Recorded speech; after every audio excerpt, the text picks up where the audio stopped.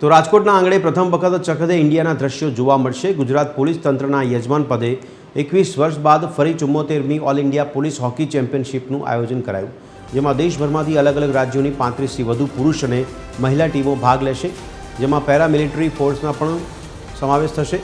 રાજકોટ શહેરમાં આગામી 4 ડિસેમ્બરથી 15 ડિસેમ્બર સુધી 74મી નેશનલ લેવલની ઓલ ઇન્ડિયા પોલીસ હોકી ચેમ્પિયનશિપનું શહેરના મુખ્ય બે એવા મેજર ધ્યાનચંદ હોકી ગ્રાઉન્ડ અને સૌરાષ્ટ્ર યુનિવર્સિટી હોકી ગ્રાઉન્ડ ખાતે ભવ્ય આયોજન કરાશે। આ માટે ડીજીપીની અધ્યક્ષતામાં અલગ અલગ 10 કમિટીની રચના કરાઈ છે અને હાલ આ ટુર્નામેન્ટને લઈને તડામાર તૈયારીઓ ચાલી રહી છે।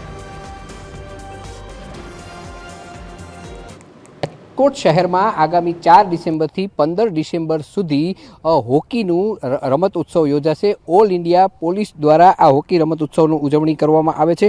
74મી નેશનલ લેવલની ઓલ ઇન્ડિયા પોલીસ હોકી ચેમ્પિયનશિપનું આયોજન શહેરના મુખ્ય બે એવા ગ્રાઉન્ડ ઉપર મેજર ધ્યાનચંદ હોકી ગ્રાઉન્ડ અને સૌરાષ્ટ્ર યુનિવર્સિટીના ગ્રાઉન્ડ ખાતે યોજાશે, જેમાં દેશભરમાંથી 35 મેન અને વુમન ટીમો ભાગ લેશે અને મોટા પ્રમાણમાં અહીં હોકીના ખેલાડીઓ રાજકોટમાં મહેમાનગતિ માણશે અને 21 વર્ષ બાદ આ ટુર્નામેન્ટ યોજાવા જઈ રહી છે, ત્યારે મોટી સંખ્યામાં આ ટુર્નામેન્ટની તૈયારીઓ પણ ચાલી રહી છે અને ડીજીપીની અધ્યક્ષતામાં આ હોકી ટુર્નામેન્ટનું આયોજન કરવામાં આવ્યું છે, જેના માટે જુદી જુદી 10 કમિટીઓ પણ બનાવવામાં આવી છે અને તે હોકીની ટુર્નામેન્ટ યોજાવાની છે, જે ગ્રાઉન્ડમાં યોજાવાની છે તે ગ્રાઉન્ડના આપણે દ્રશ્યો બતાવી રહ્યું છે। તે તૈયારીઓને આખરી ઓપ પણ આપવામાં આવી રહ્યો છે। આગામી દિવસોમાં અહીંયા મોટી સંખ્યામાં હોકીના ખેલાડીઓ પોતાનું કૌતવ્ય દેખાતા જોવા મળશે, તેના માટે તંત્ર દ્વારા પૂરતી તૈયારીઓ પણ કરવામાં આવી છે અને રાજકોટમાં જાણે ચક દેના ઇન્ડિયા જેવા નજારા જોવા મળશે તે વાત પણ નકારી શકાય નહીં। કેમેરામેન રવિ ચાવડા સાથે રવિ મોટવાણી, TV13 રાજકોટ।